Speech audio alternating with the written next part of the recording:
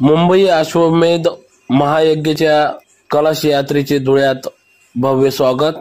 याबाबत अधिक वृत्त असे की दिनांक 21 ते 25 फेब्रुवारी 2024 या दरम्यान मुंबई अश्वमेध महायज्ञ पार पडत असून corporate park ground, Petwada metro station, Kharghar, Navi Mumbai या ठिकाणी या अश्वमेध महायज्ञाचे आयोजन करण्यात आले असून आज शेगावहून निघालेले कलश यात्रेचे भव्य धुळ्यात स्वागत करण्यात आले।